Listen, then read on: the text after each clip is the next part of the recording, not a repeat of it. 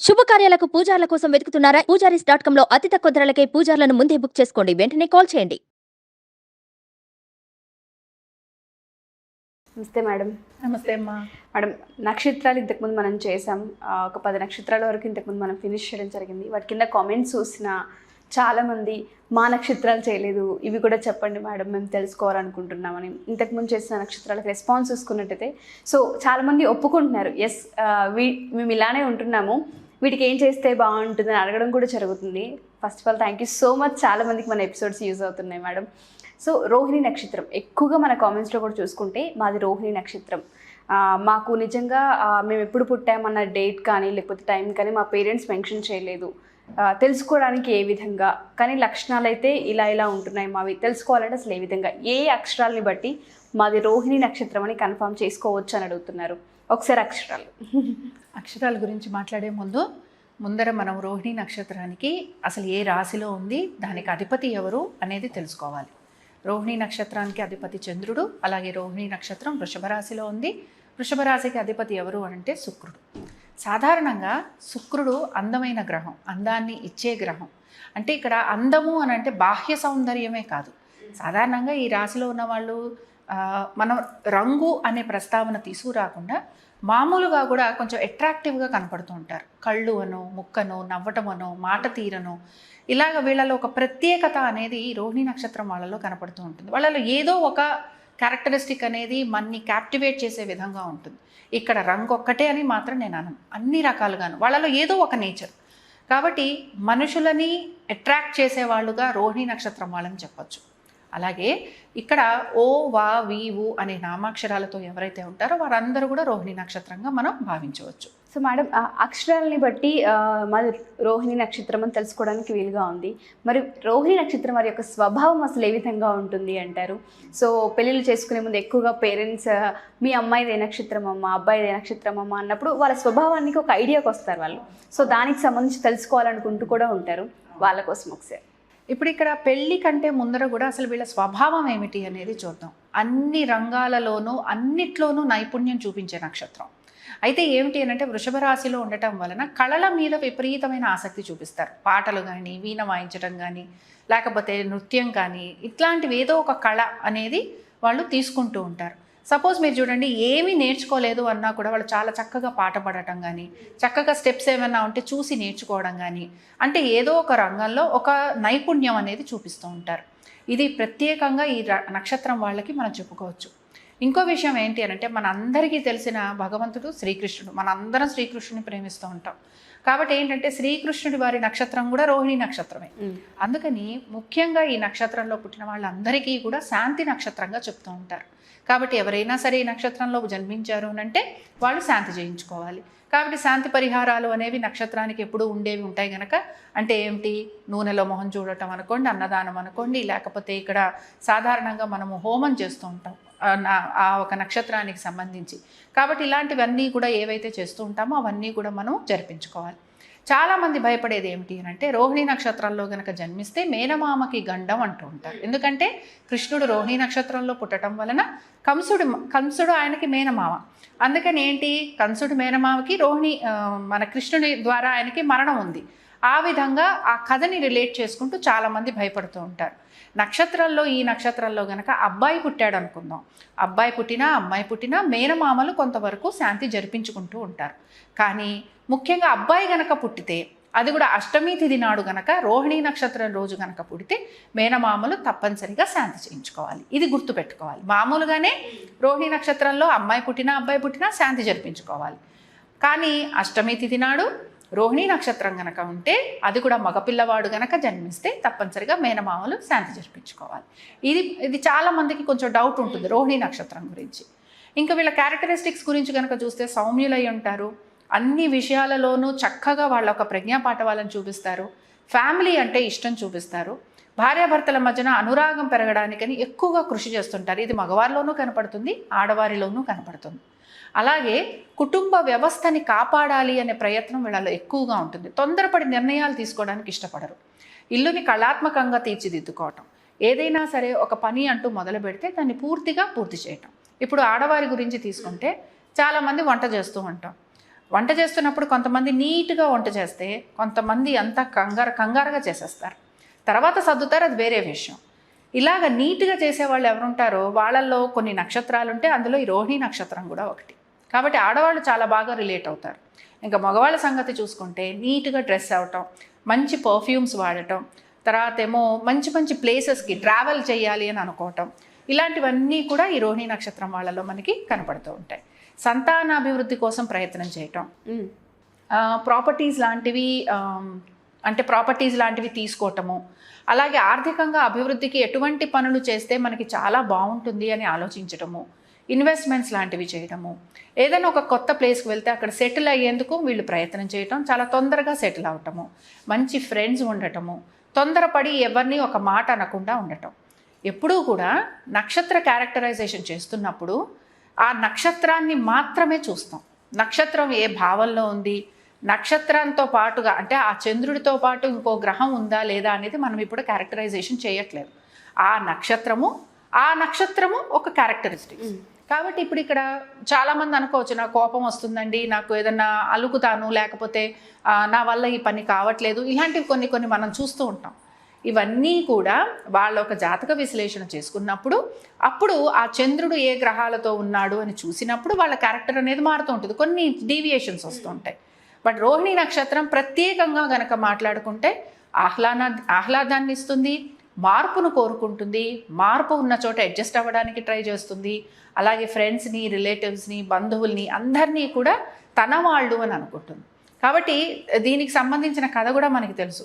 ఏంటి అంటే దక్ష ప్రజాపతికి 27 మంది కూతుళ్ళు ఉంటే అవి 27 నక్షత్రాలు, అందులో రోహిణి ఒక నక్షత్రం, చంద్రుడికి ఎంతో ఇష్టమైన నక్షత్రం, అందమైన నక్షత్రం. అందము అనగానే బాహ్య సౌందర్యం కాదు, అందము అనంటే అంతః సౌందర్యం, మనసుని చూడాలి. కాబట్టి అక్కడ రోహిణి నక్షత్రం ఎలా ఉందో నేను చూడలేదు కనుక నా అబ్జర్వేషన్లో నేను గమనించింది ఏంటి అంటే అందము అనే దానికి వీళ్ళంత ప్రాధాన్యతను కూడా ఇవ్వరు, మనసును చూస్తారు, ప్రేమని చూస్తారు, ప్రేమ కావాలి అని కోరుకుంటారు. చెప్పడానికి మాటలు చాలా చెప్తారు, ఇదేముందండి అంతా మాయండి, మిథ్య అండి అంటారు, కానీ మనసులో మాత్రం మాకు ప్రేమ కావాలి, మమ్మల్ని ప్రేమించే వాళ్ళు కావాలి అన్న కోరిక మాత్రం వీళ్ళలో కనపడుతూ ఉంటుంది. అయితే ఏంటంటే ప్రేమ కోసమని ఎన్నో మెట్లు కూడా దిగుతారు, ఎన్నో మెట్లు కూడా ఎక్కుతారు. అలాగే వీళ్ళ వెంట పడే వాళ్ళని ఎక్కువగా వీళ్ళు ప్రేమించడానికి ఇష్టపడరు, కొంచెం ఆలోచిస్తూ ఉంటారు. బట్ డెఫినెట్గా ఎవరైతే మోసం చేసే వాళ్ళు ఉంటారో ఆ మోసం చేసే వాళ్ళని మాత్రం ప్రేమిస్తారు, ఆ తర్వాత బాధపడతారు. కాబట్టి ఈ నక్షత్రంలో ఇదొక్కటి కొంచెం మనకి ఇబ్బందికరంగా కనపడుతుంది తప్ప మిగతా అన్ని విషయాలలోనూ కూడా చాలా వరకు వీళ్ళు ఒక మంచి ఉన్నత స్థితికి, అలాగే మంచిగా అంటే సమాజానికి పాటుపడే విధంగా కూడా వీళ్ళ ప్రవర్తన అనేది కనపడుతూ ఉంటుంది. మేడం, వైఫ్ అండ్ హస్బెండ్ విషయానికి వస్తే మ్యారేజ్ తర్వాత వాళ్ళ యొక్క రిలేషన్ సంతాన విషయంలో కానివ్వండి అసలు ఏ విధంగా ఉంటుంది అంటారు? సంతాన పరంగా, జాతక పరంగా కాకుండా మామూలుగా నక్షత్ర పరంగా కనుక మనం చూస్తే తప్పనిసరిగా వీళ్ళకి మంచిగా సంతానం కలుగుతారు. ముఖ్యంగా స్త్రీ సంతానం కొంచెం అప్పుడప్పుడు కనపడుతుంటుంది, కొంచెం ఎక్కువగా కనపడుతుంది వీళ్ళకి.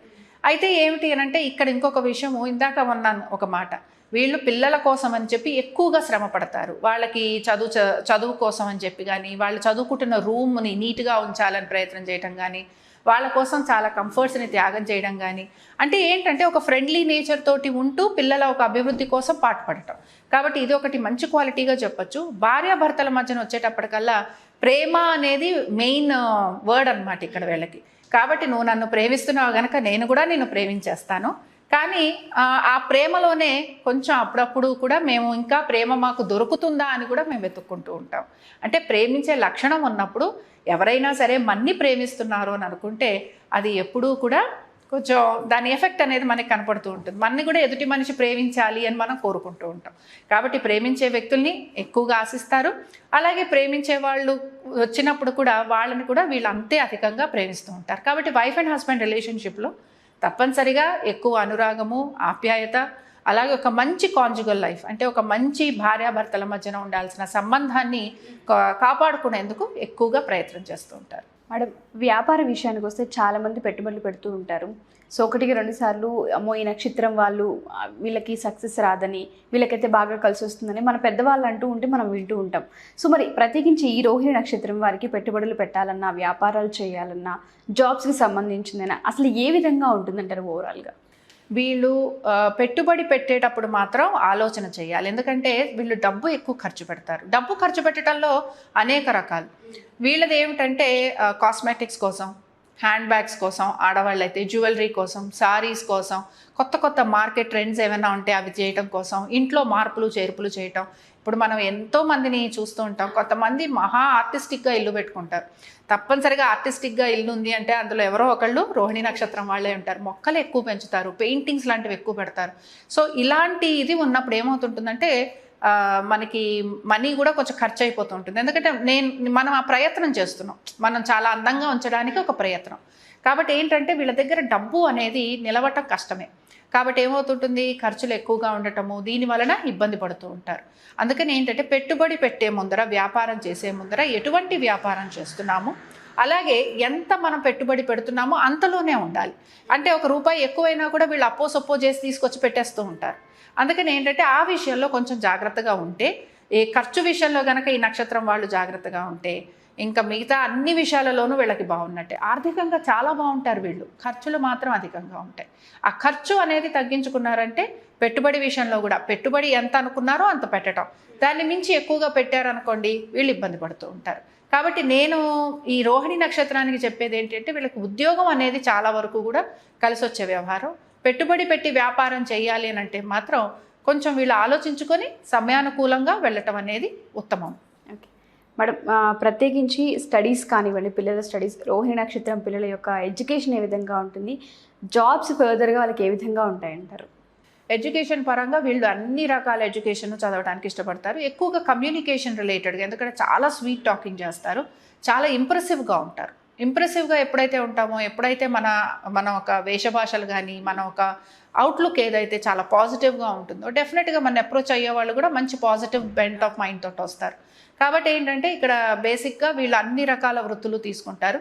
అయితే పోలీసు రంగాలు అటువే వెళ్ళడానికి ఎక్కువగా ఇష్టపడరు. కానీ మార్కెటింగ్ అనుకోండి, పబ్లిక్ రిలేషన్స్ అనుకోండి, పర్ఫ్యూమ్స్ రిలేటెడ్, స్వీట్స్, రెస్టారెంట్స్, లేకపోతే ఇట్లాంటి హోటల్స్ అంటుంటాం, ఇలాంటి అన్ని రంగాలలోనూ వీళ్ళు చక్కగా ప్రవేశం చేస్తారు. వీళ్ళకేం ఇబ్బంది ఉండదు, ఎక్కడైనా సరే చక్కగా ముందుకు వెళ్ళిపోగలరు. అలాగే ఎటువంటి పని పాటలు ఉన్నా కూడా చాలా చక్కగా నైపుణ్యంతో, తెలివితేటలతోటి పూర్తి చేస్తారు. మేడం, మీరు ప్రతి ఒక్క నక్షత్రం వాళ్ళకి వాళ్ళ డేట్ ఆఫ్ బర్త్ని బట్టి, ఇలాంటి వాళ్ళ నక్షత్ర యొక్క స్వభావాన్ని బట్టి ఈ మొక్క నాటితే మంచి జరుగుతుంది అని అంటూ ఉంటారు. అండ్ అట్లీస్ట్ మీ బర్త్డే ఎప్పుడైనా గుర్తుండడానికి అదొకటి నాటండి, అది పాజిటివ్ వైపు అని కూడా మీరు చెప్తూ ఉంటారు. మరి వీళ్ళకి ఏ వృక్షం అయితే బాగుంటుంది అంటారు? సరే, ఇప్పుడు మనం ఎప్పుడూ కూడా ఎటువంటి వృక్షం నాటాలి నక్షత్రం వాళ్ళు అని చెప్పి మనం అనుకుంటూ ఉంటాం కదా. కాబట్టి వీళ్ళు నేరేడు వృక్షం నాటాలి. ఇక్కడ నేరేడు పళ్ళు తినటం కూడా వీళ్ళకి మంచిదే. మనం సాధారణంగా ఏంటి, ఉట్టి వృక్షమే నాటుతాము, దానికి ఏం చెయ్యాలి, లేకపోతే మనకి తెలియదు, ఇప్పుడు ఇలాంటివి రకరకాల డౌట్స్. సీజనల్గా వచ్చేది నేరేడు పండు కూడా. కాబట్టి చక్కగా నేరేడు పండు తినటము, తర్వాత తప్పనిసరిగా వాళ్ళు మేము పరిహారం చేసుకోలేదు, లేకపోతే ఇది మీరు శాంతి నక్షత్రం అని చెప్పారు, మాకు ఎటువంటి శాంతి నక్షత్రం చేసుకోకుండానే మేమంతా ముందుకు వచ్చేసాము, ఇన్నేళ్ళు అయిపోయింది అన్నప్పుడు అట్లీస్ట్ వాళ్ళు పుట్టినరోజు నాడు లేదా వాళ్ళ ఇప్పుడు వాళ్ళకి రోహిణి నక్షత్రం అని తెలిసింది కనుక ఒక నేరేడు చెట్టు నాటడం అనేది వాళ్ళకి మనం చెప్పుకోదగిన సలహా. కానీ నేరేడు పళ్ళు తినటం కూడా వీళ్ళకి చాలా వరకు మంచిదే. ఇందులో కొన్ని మొక్కలు మనం చెప్పుకుంటున్నాం కానీ అవి ఎలా ఉంటాయి ఏమిటి అనేది తెలీదు. కానీ కొన్ని మొక్కలు మనకి తెలుసు, ముఖ్యంగా మామిడి, ఉసిరి, నేరేడు, ఇలాంటి కొన్ని మొక్కలు, వెదురు, ఇవి మనం చూసినవే. కాబట్టి ఏంటంటే చూసిన మొక్కలలో మొక్క నాటడంతో పాటుగా ఆ మొక్కకి సంబంధించిన పండు ఆరగించడం కూడా మనకి చాలా చక్కటి ఫలితాలను అనేది ఇస్తూ ఉంటుంది. ముఖ్యంగా ఈ నక్షత్రంలో వారికి కొన్ని రకాల అనారోగ్యాలు వస్తుంటాయి. ఇప్పుడు డయాబెటీస్ అనేది చాలా కామన్ పాయింటే, కానీ వీరికి డయాబెటీసు, దీంతో పాటుగా ఇంకా కొంచెం చిన్న చిన్న ప్రాబ్లమ్స్ ఉంటూ ఉంటాయి. అయితే ఇప్పుడు ఈ డయాబెటీస్కి చాలా చక్కటి విరుగుడు నేరేడు పండు. కాబట్టి ఏంటంటే ఎవరికైనా సరే ఈ నక్షత్రంలోని వారు నేరేడు పండు కానీ నేరేడు జ్యూస్ కానీ వాళ్ళు తీసుకుంటూ ఉంటే వాళ్ళకి డయాబెటీస్ అనేది కూడా చాలా తగ్గుతుంది. మేడం, ఇంట్లో పాజిటివ్ వైబ్స్ ఉండాలన్నా కొన్ని పిక్చర్స్ కానీ కొన్ని పెయింటింగ్స్ని కానీ మనం పెట్టుకుంటే మంచిది ఉషా అని మీరు అంటూ ఉంటారు. మరి ఈ నక్షత్రం వాళ్ళకి ఇంట్లో ప్రత్యేకించి ఏం పెట్టుకుంటే బాగుంటుంది అంటారు? వాళ్ళ పిక్చర్స్ కానివ్వండి, లేకపోతే ఏదైనా పెయింటింగ్స్ కానివ్వండి, ఏది బాగుంటుంది అంటారు? ఇప్పుడు ఈ నక్షత్రానికి సంబంధించి కృష్ణుడిని మనం ఆరాధిస్తూ ఉంటాం. ఇక్కడ ఏంటి అని అంటే మన ఇంట్లో, మన హాల్లో చక్కటి కృష్ణుడి బొమ్మని అయితే ఒంటరిగా పిల్లన గ్రోవితో ఉన్న కృష్ణుడు బొమ్మని కాకుండా మనము కృష్ణుడితో పాటు రాధ, గోకులంలో ఉన్న కృష్ణుడు పిల్లన గ్రోవి, అలాగే ఆవుల మంద, ఇలాంటివి మనం చాలా చూస్తూ ఉంటాం. రాధాదేవి, కృష్ణుడు, వేణువు, ఆ తర్వాత పక్కన గోవులు, ఇలాంటి బొమ్మ కనుక మన ఇంట్లో మనం తిరిగే హాల్లో కనుక మనం పెట్టుకుంటే మన ఇంట్లో ఎప్పుడూ కూడా ఎటువంటి టెన్షను రాదు, అలాగే ఆర్థికపరమైన ఇబ్బందులు అనేవి అస్సలు కలగవు. ఇంట్లో ఎప్పుడు సుఖము, సంతోషము, ఆనందము, భార్యాభర్తల మధ్యన చక్కటి అనురాగము. ఇప్పుడు ఎవరైనా సరే ఈ నక్షత్రంలోని వారికి సాధారణంగా వీళ్ళు పెద్ద గొడవలు అనేవి పెట్టుకోరు, కానీ వీరి ఎదుటి అంటే వీరి భార్య కానీ భర్త కానీ వేరే నక్షత్రం వాళ్ళు అయి ఉండొచ్చు.